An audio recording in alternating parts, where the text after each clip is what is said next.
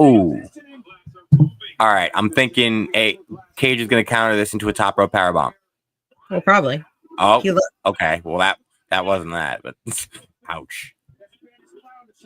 Oh, you're ahead of me. Ooh. I like Brian Cage's facial hair. Yeah, you're ahead of me. Oh, this is it. This is over. It's over. No. Dude. No. Kick out. Yes. I know you love you some AR Fox. I do, but I also think Brian Cage deserves a more impressive looking finisher than just 3 power bombs. Oh yeah. So I kind of just also happy that isn't the spot that finished it. Yeah. And now here he'll go with the Ooh. I have Everybody Wants to Rule the World obsessed. It's stuck in my head. Here it is. It's over. Boom. You're over. Thank you. You're again. So nice of you to say. Yeah, I thought so. And that'll do it. I thought so. What do you think of Brian Cage's beard? I just commented on it and you ignored me. I said I'm digging the beard. I like it. I like the beard. It makes him look different. I think it makes him look more like Swolverine-ish. Like that's true. Like it gives me the old Logan vibes. Hey Brady, do you know what you call a wrestler with severe anxiety? James Ellsworth.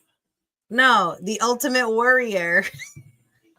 I feel like I heard this recently, but that can't be possible because you're the only person I know that would tell me a fucking. No, I definitely do think I might have like stumbled upon that on Twitter. Bullshit. I don't want to hear it. Where'd you get it from? There's this guy dressed like a wrestler on the subway telling jokes, and it was very funny. Oh wait a minute! Yes, I saw that video. He was dressed like the Ultimate. No, he wasn't dressed like the Ultimate Warrior. But he wasn't dressed like he was dressed like something. I seen him. He was dressed like something. A wrestler. Yes, I seen that video. And he does other videos dressed like other things. It's not just John Cena went to a sushi place and you can't sashimi me. Okay, that is ridiculous. On that note, hold on. Man, I love corny jokes. Why did Kofi Kingston flip the calendar? Why? Because it was a new day. Jesus Christ. All right, I'm done. I'm here all night, people. No, I need you to give me some more. Oh, what the fuck is it?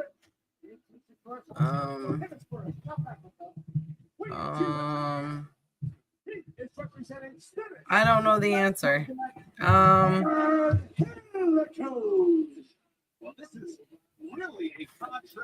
I heard the King of England. The King of England was taking. I heard the King of England was taking some Pepto-Bismol. He probably had a Royal Rumble. Jesus Christ! Are you looking these up? I have the video. It's so funny. And what's great is you're thinking he has no shirt on, but he's wearing like a bodysuit. That's ridiculous. This is wonderful. All right, give me one more. WWE is partnering with Whole Foods. Oh no, that one's stupid. I don't like that one. Never mind. That one's an easy one. Hold on, I gotta get one. Hold on. All right, give me my other ones. Hold on. Did you burn through all the good ones already? Yeah, because one was like, what's Ric Flair's favorite rap group? And that's just easy. The Wu-Tang Clan. Yeah. You knew that one. I told you I seen the same video. Yeah, well, I'm just saying. All right. Let's get into the show. That's all I got for you, man.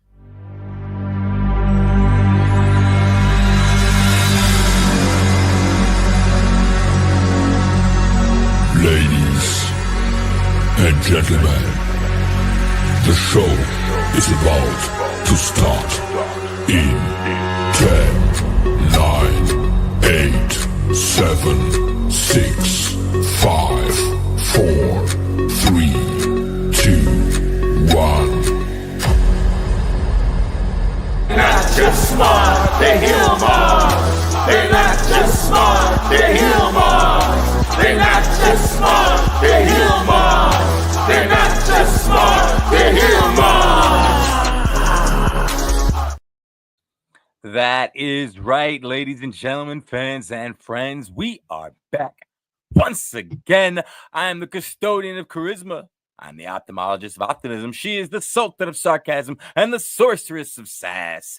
That's right, I am Brady. She is Danielle. Together we are the best friends in all the land. Together we are the heel marks. And we are finally back together again to bring you guys Mark of Honor, everybody's favorite Ring of Honor post show.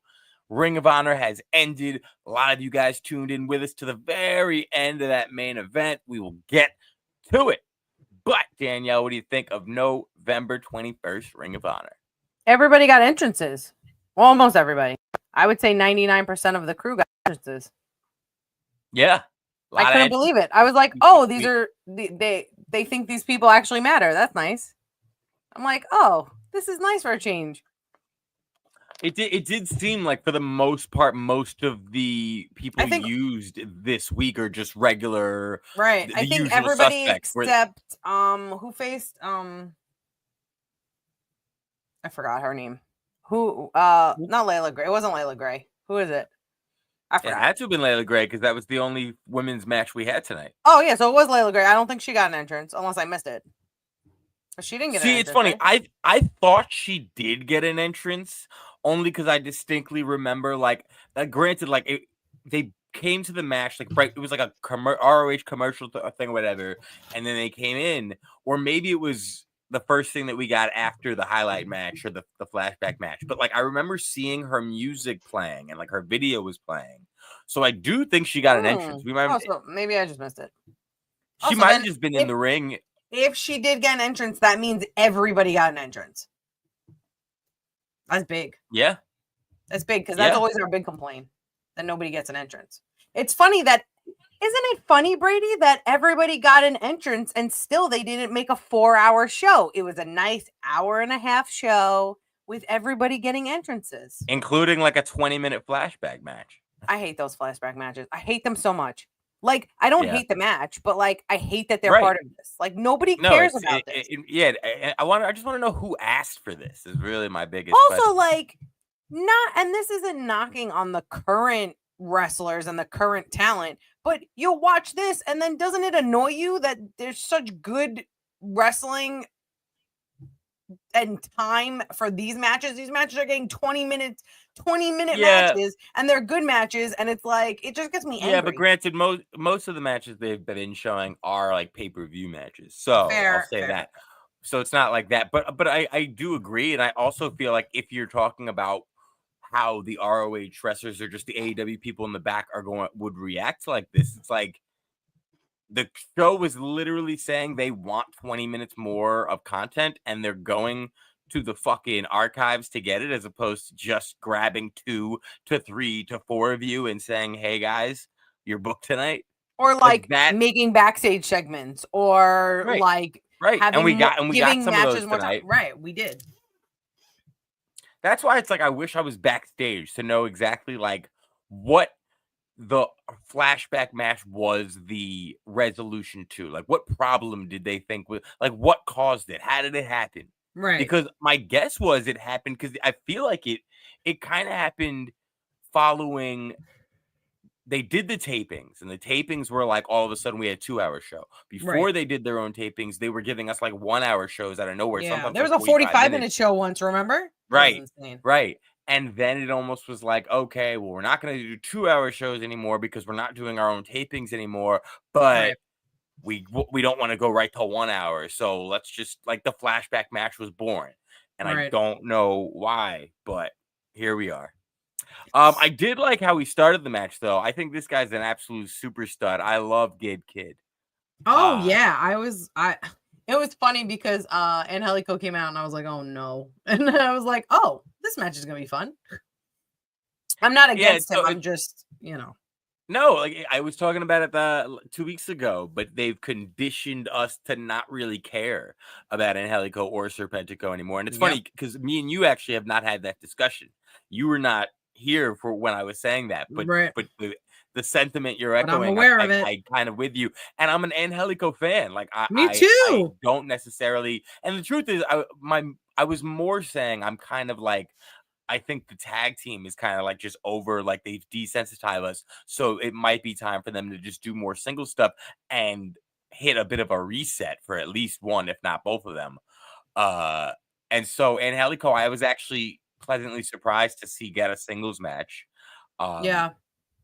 And then when I saw Gabe Kidd come out, it's like, oh, okay. This is going to be a banger. And you know how it's going to go, but it's okay. It's fine, yeah. Because Gabe Kidd's coming in as a champion, so Angelico's not losing too much by losing the match. Right. And Angelico actually, in my opinion, wins something by getting a one-on-one with somebody as entertaining as Gabe Kidd, who's going to give him the match that we got. And it's not like a foofy match. Like, you know how like some of their matches, like SAP's matches have been kind of like silly matches. These are more semi-serious because they're putting him against contenders. And they've been doing that lately with him. I know that. And that's a good thing. And Gabe Kidd's just super serious. So it's like Angelico wouldn't be able to get away with that. Like Gabe Kidd was 100%. so hard hitting in this and was just so, he reminds me of what's his name? Victor from Harry Potter. Victor Crumb? Yeah. Victor Crumb. I could see that. For some reason, like especially like towards the end after he like won, or like that he's staring into the camera and he like goes one of these. Okay, you always get surprised when I fucking reference Harry Potter. Like I do. I'm not a fucking pothead like you, but I've watched the movies. Me, I'm not a Potterhead, not a pothead. My bad. You said pothead, and I was like, I'm the pothead. I thought that's what they called Potterhead. Potterheads makes more sense. I ship Hermione. I ship Hermione and Victor Crumb so hard. Like fuck Ron Weasley. Like I'm all about like she should have ended up with Victor Crumb. He's the best. He supported her. He wasn't intimidated by her. He's the best. But yeah, definitely Victor Crumb vibes. I love it. Well, that's gonna be his name now. It's no longer Gabe Kidd. It's gonna be Victor Crumb. Gabe Crumb. Gabe Crumb. Gabe Crumb. He's gonna go play some Quidditch. It's gonna be I hope we get a lot more of him from ROH. Yeah, I like that they're bringing over the New Japan people. I like it. Well, I just saw somebody like complain online about it. I forget who off the top of my head, but somebody was talking about how the arrangement is jack bullshit because they send their guys over to us for like our big pay-per-view matches or matches with our champions or matches with our biggest guys that are going to be them the best match they got. And we send our guys over for what? ROH? That's it? And it kind of has a point. I mean, once again, like it's kind of like Tony keeps talking about it, how there have been serious talks about an ROH media deal, whatever. Serious talks does not mean serious progress, so we don't know if we're any closer to it. And it's you want, like, I feel like once ROH gets a TV deal, then all that criticism kind of can go out the window, depending on, of course, how AEW treats it and presents it and, you know, how that goes. But yeah, right now, as long as it's the only show that's not on TV and they treat it as such, I don't, 100%. You know, I don't blame them for the criticism. Yeah, I don't blame them for it either. Like, give them Dynamite. I will say, so wait, off the top of your head, Danielle, what was your favorite part of the night? I'm curious. I'm only asking because I want to see if we've got the same answer. My favorite part of the night. I have two. Take a second or two. Okay, there you go. I have two. I would say Shane Taylor wrestling. That was exciting. And okay, I'm gonna well then take a pause. Take a pause, and we'll pause. Talk about that. Don't tell me how to pause. I didn't tell you how to pause. You can pause however you please. I just ask kindly that you do it now. You can pause however you please.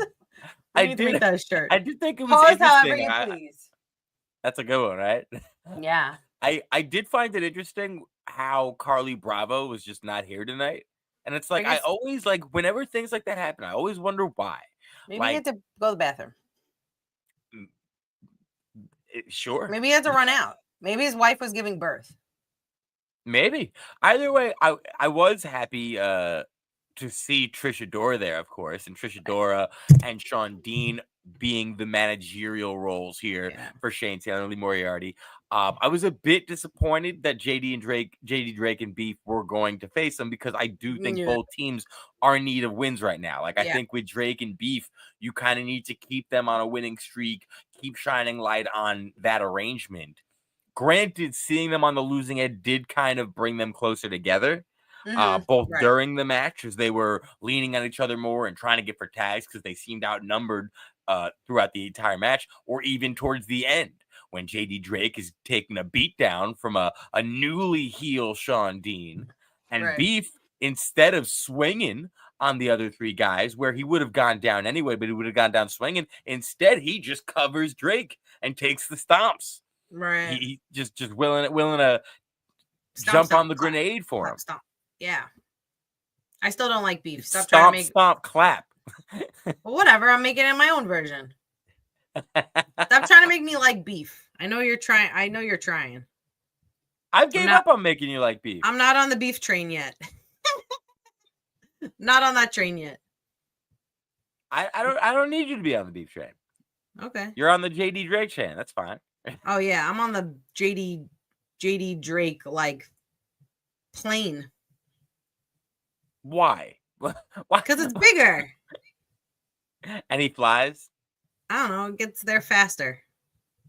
Well, he does fly. That was a great moonsault that he brought out tonight. He's so agile. It's so great to watch him. Like, I love JD Drake. I'm so glad we get to see him wrestle. And like seeing him go toe to toe with Shane Taylor was fun also. That was super impressive. It was really fun to see. Granted, I wish, and I don't know, like, you know, what goes into it, but I just, especially in this match, it felt like, so JD Drake and Shane Taylor would have those moments where they went toe to toe and they're like, come on, bring it. And I just felt like that didn't go on for long enough. Like, the build to it was fantastic and you could hear the crowd getting into it, but then I felt like it didn't actually, like, 3 slaps later and now Shane Taylor's hitting you with a clothesline and you're on the ground, and it's like I could have lived in that moment for a little bit longer. Right, give me more. Right. Also, and it's funny, like I don't want to talk negatively about Beef because you're here, so you could do that. But I wasn't as impressed with Beef's hot tag as I wanted to be. I felt like it was the most basic hot tag of it. He was supposed to have some hot roast beef, and he had some cold pastrami. That's what happened. I mean, I do love cold pastrami. The idea that pastrami has to be hot is silly. I love a cold pastrami sandwich. I love cold pastrami. I love pastrami. I don't know. I feel like you should have gone with something way cold less what? appetizing than pastrami. Like what? What kind of cold meat? I like all cold meat, to be honest. Me too, but like just something that, like, pastrami doesn't sound at all not appetizing. Like that's a compliment. Like, I don't know, liver maybe, or I mean, I like tongue. Like, I like liver. You eat tongue, liver? Like, you eat liver and tongue? I mean, I don't eat liver and tongue on a regular basis. I do enjoy a good, like, I used to get tongue sandwich from the Edelman's Deli all the time. I'm sorry. Come again for Big Fudge? What? You used to get a tongue sandwich? Yeah. What do you put on it? Huh? What do you put on it? I was like a deli sandwich. So, you know, they have whatever they had. Mustard, lettuce, tomato? Cheese? Cheese? Do you put cheese on good it? Stuff. I don't fucking know, bro. I haven't had tongue in forever. I don't know what you're talking about. So weird. All right. All right. Sorry, I failed on the beef thing. What's I do like. Give me some cold tofu. No, we're over it. Some Impossible Burger. Yeah. He was a killer tofu in the bad way. And it's funny. I found it interesting to myself because I'm wondering while watching the match. I'm like, Shane Taylor and Lee aren't really the tag team. Like, Shane Taylor, ever since they joined with the infantry, have kind of been focused on getting the infantry up the tag team ranks. Lee Moriarty already has a belt. Why would they be teaming? And then it's kind of, okay, well, Carly Bravo's not around, so maybe that's why maybe they decided just. But then, you know, during the post-match attack, we see the Undisputed Kingdom, Mike Bennett, Matt Taven, come back out for the save. And that also, for a second, had me scratching my head like, why the fuck would they give a shit about Beef and Drake? But then I realized, oh, that's right, Taven's coming for Lee Moriarty's championship, which I absolutely love this angle and the fact that they're going kind of slow with it, most likely building to Final Battle, which I think this would be a great match for. Yeah, I want to go to Final Battle, but I don't want to go to Final Battle. I feel you. I want Matt Taven to make history, but I don't want Lee Moriarty's title reign to end so soon. No, not yet. So but at the same time, like, I do like the idea of Matt Taven becoming the first ever Grand Slam champion in ROH history. Yeah, that's right. That'd be fun. Like I really, if they don't do it at Final Battle, they can still do it. Yeah, I like Matt Taven. I know a lot of people don't like Matt Taven. I like him. I think he's a good wrestler. Who are these people? They're bad people. That's what it is. Matt Taven I love Matt Taven. People hate him. Very capable for almost any role or position that you could give them. Right. He also has a dog named Gryffindor. Right. He has a dog named Gryffindor. Like, how can you not love a guy like that? Wow, second Harry Potter reference of the show. His dog has an Instagram called 10 Points for Gryffindor. Okay, that's amazing. Yeah. Yeah, that's reason enough to like Matt Taven. If you don't, I don't understand. 100%. It's a big fluffy golden retriever. Like, how could you not love it?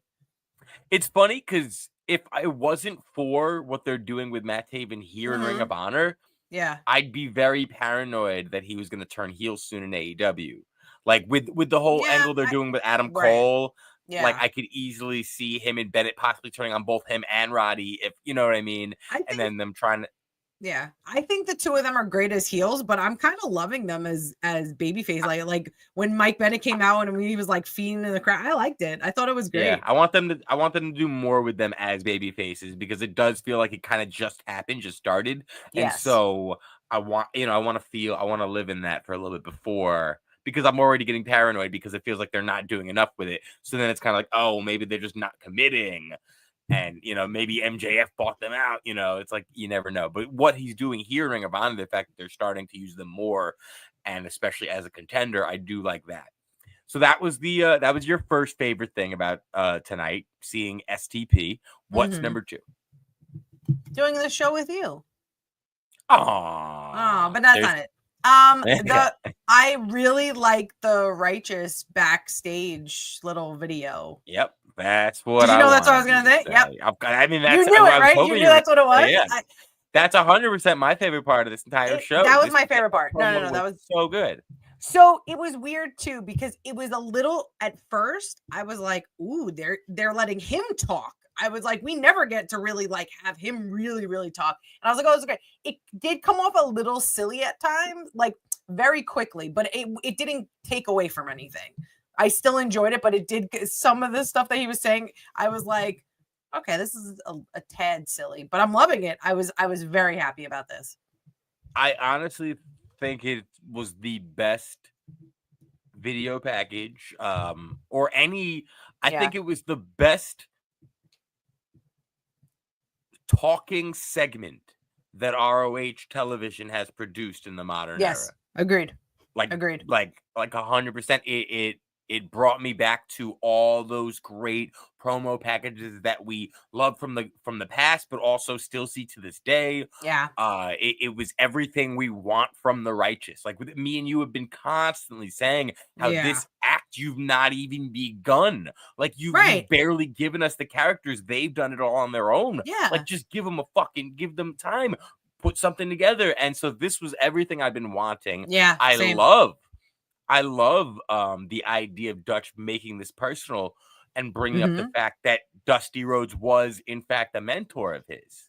Yes. And he carries Dusty's cowbell with him. So now he's making it a bit more personal. It's not just about the gold. And it kind of, this entire feud has almost felt like it was about more than that. These guys wanted to kill each other almost from the get, and they've been chasing each other and attacking each other, stalking each other. So to now hear from them in this way with this beautifully done package. Oh yeah, this was fantastic. Personal, yeah.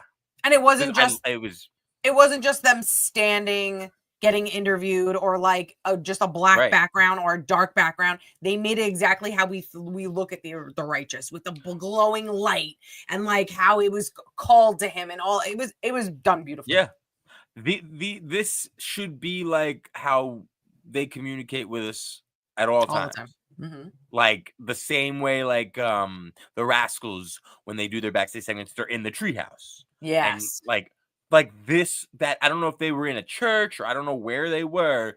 This needs to be the default setting for a Righteous promo. It was just so good. I'm so happy that we were on the same page. Aren't you happy that I said that? Did you know I was going to say that?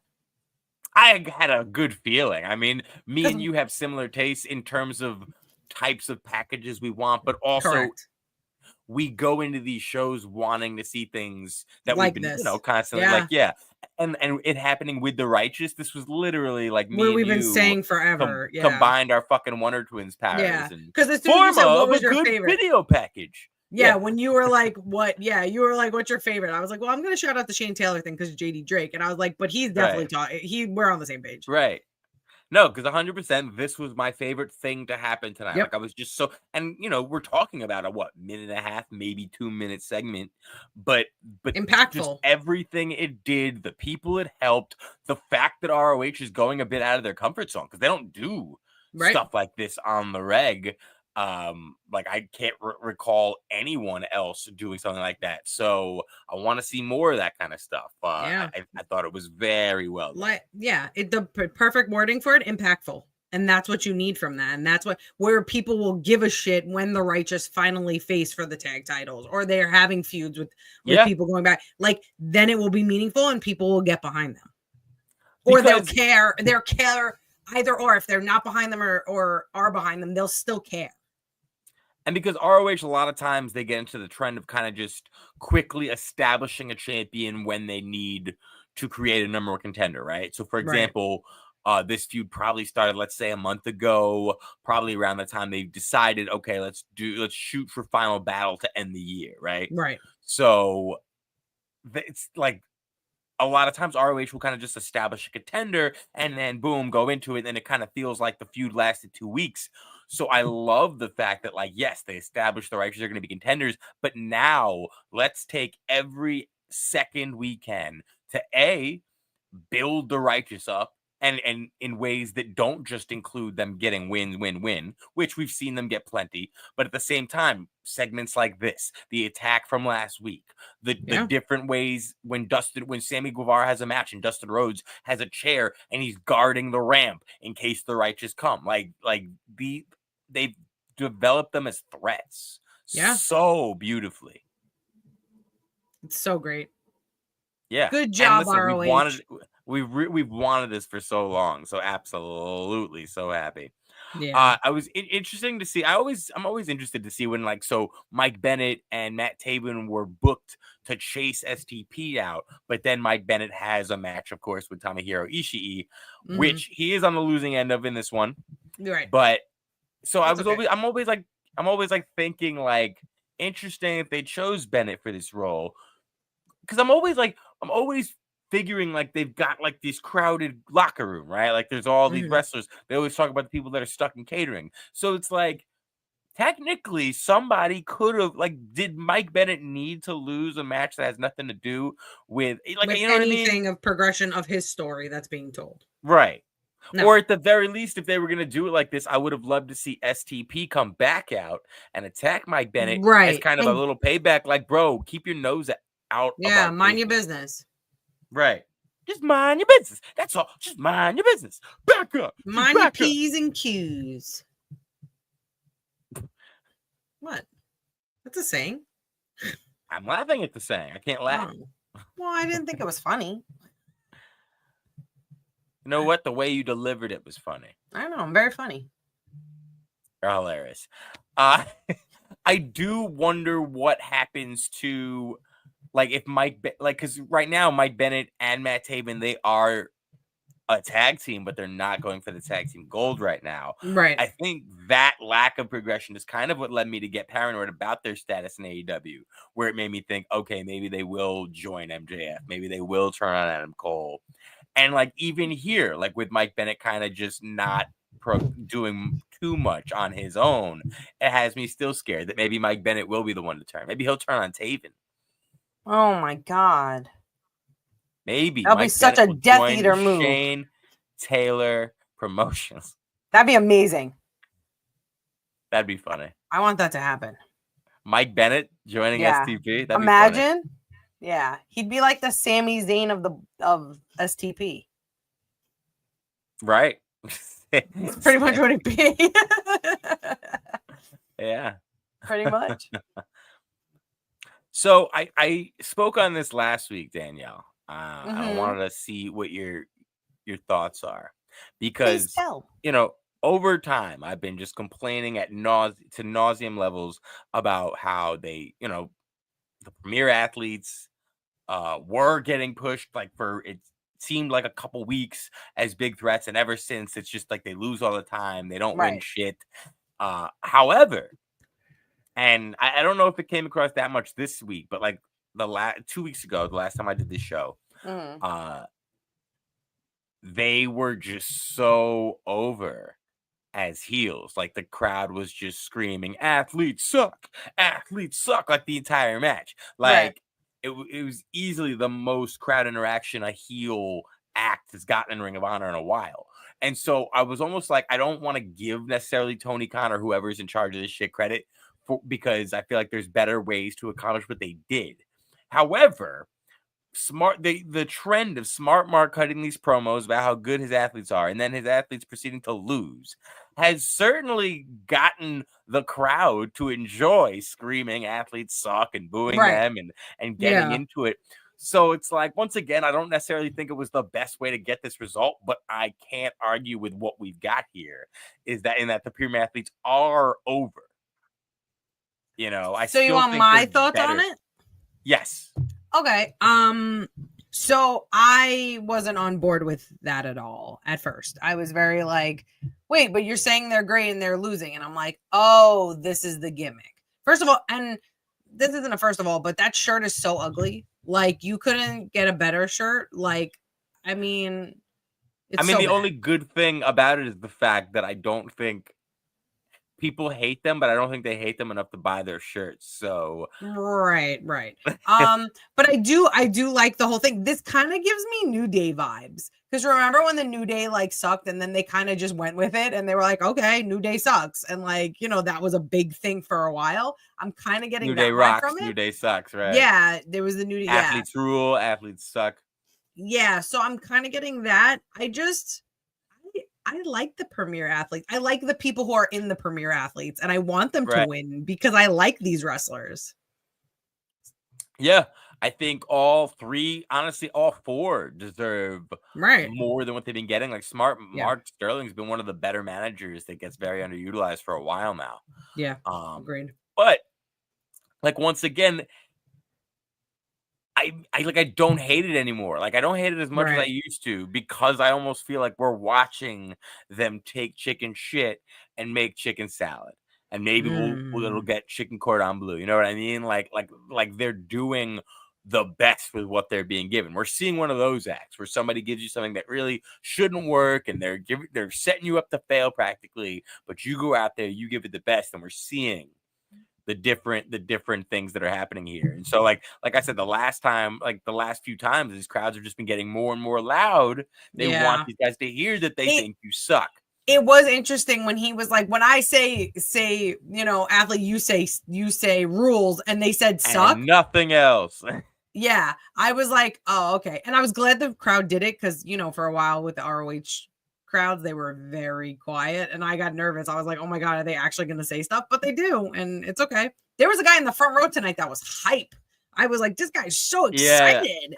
Yeah, he was into it. I was like, this is like me and you dancing to random theme songs. Like, if me and you were in the front and Damante came out with her banger, me and you would be like, like dancing, having a good time.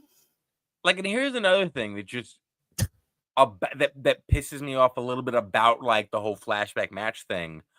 We mentioned it earlier, but we didn't really get into it too much. But one women's match on Ring of Honor is kind of ridiculous. Like, there's a lot of women in that crew. A lot of women. You've got your ROH Women's Television Champion. Would have loved to see or hear from her. Right. There's a lot of women, as you said. They could have put together a tag match, a singles match, a triple threat. There's a lot of different things they could have done here. We could have had Lexi conduct an interview with someone from the women's division, or anyone for that matter. Yeah, it was weird that there was only one women's match, because usually they're not bad with that. Usually we get a few women's Usually matches. we get a lot. We usually get a few. Yeah. A lot of times they'll kind of just, you'll get like 2 women's matches back to back, and then like another one within 2-3 matches. Like, have we gotten any flashback women matches yet? I don't think ROH had a lot of women matches. I think they gave us. I think they gave us one. Was it like Kelly? What's her name? I think it was Roxy. If I'm not Roxy. I think so. I think it was like leading into when Athena was about to break like the record. Got it. Like they were, because when they started the flashbacks, they were like trying to like say, so since we've got this match coming up, let's just watch this match, you know, to kind of like, we have a big tag team match, so here's a big tag team match. So with Athena and her women's championship, they were like, okay, well here's, and so I do think it was Roxy, if I'm not mistaken. Oh, okay. But yeah, I would have loved to see some interviews backstage, some talking segments. You've got people like Dalton Castle that we could have been reminded about. Johnny TV and MXM collections are starting to become a thing, which is great. That can happen on Ring of Honor. I think Ring of Honor television is a perfect home for at least some of their antics. Right. So, like, that's the thing where it like, you know, like there are other things I would have liked to see in that time period. Yeah, the flashback stuff hurts, you know, because it already, like, I know a lot of these matches, and then even if I don't, like, it doesn't make me want to continue watching. Like, I find myself they would never do that in a primetime slot for Dynamite. They would never do that right. for Collision. And hey, you guys are tuning in for an hour. Here's more. Like, no, they right. It makes me wander to my phone a little bit. Like, you know, I kind of look down and I'll like do something else real quick, and it's like, I should watch this match, but it's like, I also don't care, because this is not why I'm watching this. I'm watching this for current talent and current active talent. Right. Speaking of current active talent, we got Kevin Knight. I'm a big Kevin Knight fan. I like Kevin Knight. Glad to see that ROH has him as a loner from New Japan currently. Serpentico going down. We're seeing both members of Spanish Announce Project going down in singles matches tonight. Right. But it is what it is. Kevin Knight with a great showing, though. I like him a lot. I'd like to see more of him. You know what I find interesting, that I don't know why this makes a difference to me for some reason, but it just popped in my head. Why not have Angelico come out with Serpentico, and Serpentico, they don't have to interfere or anything. Why wouldn't you just have them come out with them? It's weird. Sometimes they do have them do that, and sometimes they don't. Like, it's like if I had a match, I would want you to come out if we were tag champions. Like, you know what I mean? Like, you don't have to do like, not interfering, but like, you could get the crowd going, or like you could just be like cheering me on to do stuff. Like, it's weird. Like, why wouldn't you want to have your partner come out? Well, so here's the thing. So kayfabe wise, back in the day, I remember sometimes they would make excuses like, if a wrestler was coming out and his tag team partner wasn't coming out with him, they're like, so just so you know, this is the badass Billy Gunn facing somebody, but Road Dogg's backstage because he's got a match to get ready for. So sometimes kayfabe, they'd be like, all right, that makes sense. And then when, like, so who had the match second? I think Serpentico had Serpentico was second. Yeah. Maybe the argument could be we did see Angelico get his head kicked in after the match by Gabe Kidd. So maybe Angelico's icing up. Maybe. I don't know. That's fair. I don't know. I don't like kayfabe wise. That's the best. That makes sense. I agree with you as far as the good booking. kayfabe theory. I always think, like, I think there's no like, if anyone's a tag team, if you're in a stable, you go out with them all the time. I personally think that we should have seen Tony Nese and Josh Woods ringside accompanying Aria Daivari as well. 100%. I'm more forgiving to it because Daivari is going to lose. And so it's like, but we've got if he's got 2 heels helping him cheat on the ringside and he's still going to lose, it's just going to make him look worse. So at this point, like, fine, just give him smart mark. That's fine. Yeah, I don't know. I just feel like if I, come out with them, and then if they win, you wait 2 minutes before you get in the ring to celebrate with them for a belt. You know my 2-minute rule. Yeah. But yeah. But I like all these wrestlers. I mean, ROH, I don't know. It's just weird booking to me. Do you know who Kevin Knight's tag team partner is? Who he is tag team champions with? Charlie Day. Haha, get it? Oh my Day God, night. I wish you were right. I know, me too. Day and night. Woo, woo. No, it's That would be their theme song. Kushida. Oh, is it Kushida? Mm-hmm. Kushida. That's exciting. I didn't know that. Yeah. Yeah, I didn't They know won that. they won them, I think. Recently? Fairly recent? Oh. I mean, whatever. Oh my God, it's almost December. We're almost at the end of 2024. It's so crazy. Jesus Christ. Jeez Louise. It's so wild.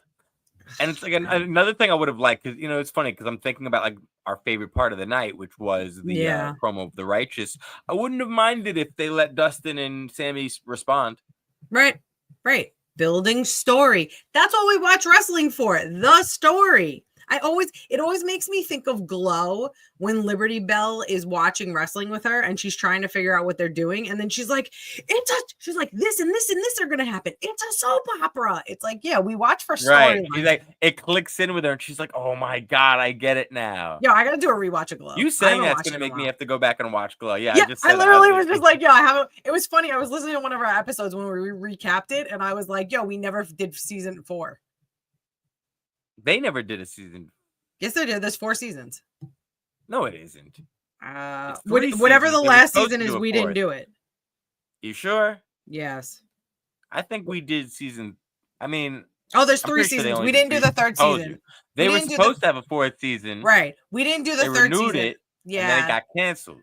We should post those again, and then we should do the 3rd season. Just for funsies. Just saying. Yeah. So even though the 3rd season Athena, we got Athena in the only women's match of the night, proving ground with Layla Gray. I did enjoy Layla Gray getting a proving ground opportunity. I feel like we don't see her in the ring as much. Right. I like Layla Gray a lot, and I was happy about this match. I'm not a huge fan of proving ground matches. Like, I hate the you know me. I mean, I want to like the proving ground match. I just maintain. And I'm going to get annoying. I'm going to start tweeting ROH about this every week. You need to put the timer there. Yeah. The timer is key for a proving ground match because the truth is we're not expected to think Layla Gray has a shot in fucking hell as Athena. Athena has been proclaimed as the most dominant champion in Ring of Honor, including the men. Yep, 100%. I think the only man that would beat who's the ROH champion, right? Oh, it's Jericho, right? It's Jericho. Athena would kick Jericho's ass. Yeah, she would. You know what I mean? So we're not supposed to just magically believe Layla Gray can defeat Athena. The money in us looking at this match as something to invest our time into and actually get enthralled with, which all wrestling matches are supposed to do, is do we think Layla Gray can survive 10 minutes with the champ? That's the draw. You need to start tweeting like we used to tweet WWE about not having women's shirts. And then we got women's shirts. Remember, you were like, it's harder to get Teddy Long to say something, not mention The Undertaker before we can get women's shirts. I don't know. You said something like that. I feel like whatever I said was funnier than that. But it was much funnier. It was much funnier. I don't remember it, but it was much funnier. All your tweets about the women's shirts were gold. So and then it's like doing this about the timer. And it's like Athena ends this match by submission. Like Layla Gray's out. Right. If you've got a timer and then like, I don't know how long this match went, but let's just say it raced over 9 minutes. We've got 40 seconds. Like, all she has to do is last 40 seconds. Then Athena puts her in the submission move. And now it's going crazy. Oh, my God. And have the timer. What could be good with the timer, too, is the whole psychology in the ring. Like, say it's 9. there's 9 minutes left or 9:10, right? And then she only has like 40 seconds left. And Athena like is messing with her kind of because she's like, you're not going to get to 10. You're not going to get to 10. Right. And they're wrestling. Right. And you could see, and she all of a sudden puts her in the submission and watches it as it's about to do it. Like, you know what I mean? Like 5 seconds before it hits 10 minutes. There's so many ways you can tell different stories and play of course, with the timer. And that's why I do actually like ever since the Proving Ground match, the format has been introduced. I do actually enjoy it as a concept.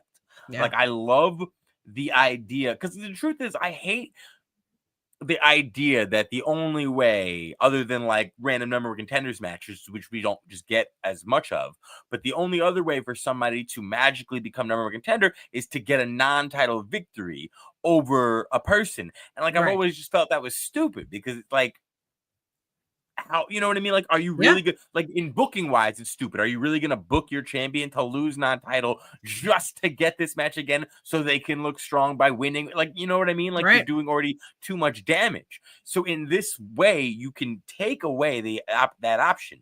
All the person has to do, yes, they're going to try and beat you and try and pin you. But if they survive, if you can't beat them in 10 minutes, and also, let's look at a lot of our championship matches. Brian Cage and AR Fox was over 10 minutes tonight. Right. You know what I mean? I think your average championship match, if we started looking at the times, are going to be over 10 minutes. So the truth is most of these champions do have difficulty taking someone out in 10 minutes. It's not like it's just they do it every time. There could be fun stuff. Like I said, she could wait like the last 10 seconds or something like that. She can even do it where like, you know, Athena likes to talk. She could be like, I'm going to take you out in 5 minutes. In 5 minutes. And like, you don't know 5 minutes while you're wrestling. Like, obviously they tell you, but you know what I mean? In kayfabe, they don't know. So like them looking at the clock and she's like, in 1 minute, like you're done. I'm going to take you out in 5 minutes. You know, like that's fun. Yeah. So I just like, I don't want them to get rid of Proving Ground, but they have to make that one big change. And then that one change, I think, would then automatically give the wrestlers different ideas of how they can play with it and what they can do.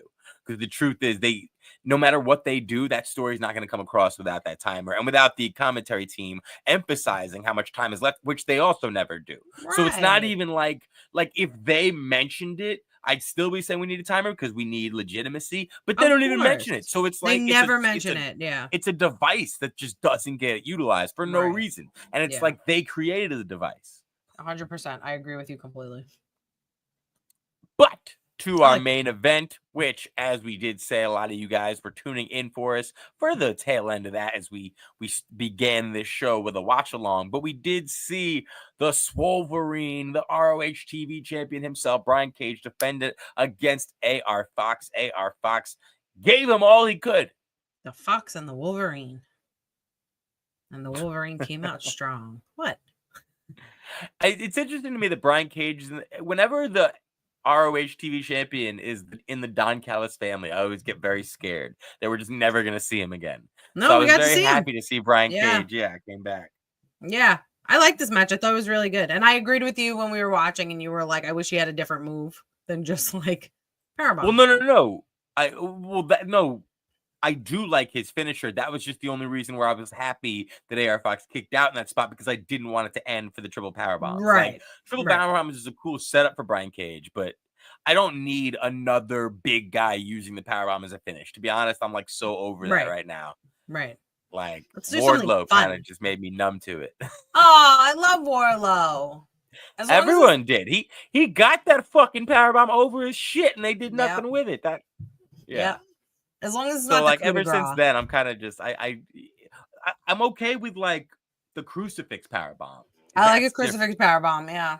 Powerbombs are rough, man. Like you look at them, those things look like they hurt. Yeah. They look like they hurt. Especially Kevin Owens when he slams you on the apron. Oh yeah, that's the hardest part of the ring. That's what I've been told. It's so weird that you start saying that because what happens is too, if I watch wrestling with non-wrestling fans, it comes out of my mouth. Like I don't mean to do. I'm like, that's the hardest part of the ring. They're like, what? I'm like, huh? But you know what? I feel like a non-wrestling fan would actually appreciate that knowledge. I mean, they do. It's also funny too because like non-wrestling fans, you and I use wrestling terms lingo. Like I'm like, oh, I popped. And they're like, what does that mean? They understand like, pop. Pop Mark. Mark is a rough one. Pop. I've noticed Mark is a tough one. I'd be like, yo, I marked out. And they were like, what does that mean? I'm like, I like went crazy, like fangirled kind of. I was like, it's kind of like that. And they're like, oh, you always have to like explain it. Right. Or gimmick. I'm like, I do gimmick. like that AR Fox has been consistently getting used in ROH. Mostly I love AR on Fox. winning sides of good matches. Yeah. To set him up for a big match that he's happening on like Collision. Yeah.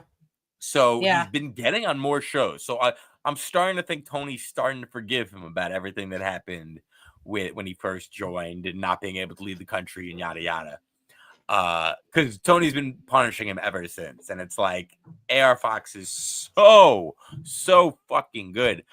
Put him in the Skulk on ROH TV. And I love the Skulk. I miss the Skulk. Evolve came up on my memories recently on Snapchat, and remember his wife always wore like amazing shoes, and I always commented on them, and all those videos came up, and I was like, I was like, I miss Ayla Fox and the Skull. She was a great manager, managing him as well. She was a fantastic manager. That whole stable was just money. Remember when we figured out that a group of skunks were called a skulk, and we were like, that makes so much sense. Not skunks, foxes. Foxes. Not skunks. I don't know what. Not skunks. No, I remember you told me, you were like, do you know what you texted me randomly one day. You're like, do you know what a group of foxes is called? I'm like, no, why? It's called a skunk. It's called a skunk. God. And we were like, that makes so much sense. Right. So genius. We never questioned the name because wrestling stables get called things all the time. They call weird shit all the time. Okay. Yeah, we're like, okay, they're just skulky people. I don't know. I don't know what skulk means. I thought skulk meant like, ragamuffins. Like younglings. Yeah, like younglings. Like his little young bucks. Young bucks, yeah, but you can't say young bugs. Yeah, that's what I always thought. Right. Yeah, not skunks. Imagine if imagine the Young Bucks' actual last names was like Deer. That'd be so And that's dumb. why they were called the Young Bucks. Yeah, that would make so much sense. But alas, they don't. I feel like someone has something like that, like their last name, so they go by something else. And I'm like, that's genius. Yeah. Now I can't think. You know what's... I think... I'll tell you off camera who I think you might be thinking of. We don't speak his name anymore. But I do like one thing about this, and it's so funny. When I like things like this that are so basic, it just reminds me of all the times ROH doesn't do it. And it's like, makes no sense. A lot of times they'll have a TV championship match open the show for no reason. Right. Or they'll put a pure championship match in the middle of the show for no reason. So I did appreciate that finally, if we're getting a championship match, you main event it. Yeah. You main event it. Yeah. It's a no-brainer, but they used to do it differently all the time. I was like, I don't understand. There's no consistency with this show. That's the problem. Yeah. I know we get to I try to talk about the good as much as I can, but I feel like they do a pool and like they pick out 5 names from the creative team and they get to run the show for the week. Or have you ever seen those videos where they're like everyone puts like a destination in a hat and they're like, we're not going to Cabo. Right. We're not going. So I feel like they're like, we're not gonna have 5 women matches tonight. We're not gonna do entrances. We're not, and then it's like exactly. We are going to show a 25-minute long old ROH match. But yeah, I also Brian Cage, like he's so like I don't know how you don't like do all you can with him, right? Like he's got everything you think you need in a wrestler. What's very interesting about Brian Cage for me is Brian Cage is like Vince McMahon's like ideal wrestler. Like that big wet dream that like he's so big and he shouldn't have as many moves like movesets? Is that what it's called? Why am I blanking on the term? Yeah. Well, the moveset, yeah. Yeah, moveset, yeah. He doesn't have any moves like as many moves. He has more than you think he would. You would think that guy has like right. You think he'd have 5. A limited skill set, a limited style, yeah. But he's able to wrestle with different right. people. So Vince McMahon loved those guys where they have like 4 moves. They're big, they're huge. They look like wrestlers that like they look like Stretch Armstrong and like all these like a pillow buddy or something. But he's so versatile for his size. He's so agile and quick, and he has so many move sets. Like, obviously, a powerbomb is going to be his finisher that I know we were just talking about. But he has so many different things, and he's so unique in that way because a man of his size, especially a Jack size. I'm not talking about guys that are like have body types like JD Drake who are agile too. I'm talking about like this man who's like jacked and he's still able to move so fast. He and can have do a so many moonsault, yeah. And can do a moonsault. Like, he can do a moonsault. It's really impressive to watch him. 100%. Overall, this wasn't a bad show. No, it really wasn't. There are definitely things they could have, given us more of, like women's matches. But that righteous promo is still living rent free in my head. Today's piece of paper was, we will be giving everybody entrances. That was good. And that's all we got. Guys, that's going to do it for us for this week of Mark of Honor. Do not forget, every single Thursday when Ring of Honor ends, Mark of Honor begins. You guys are the best. We're just trying to be like, yo, do not forget, we are not just smart marks. We're heel marks.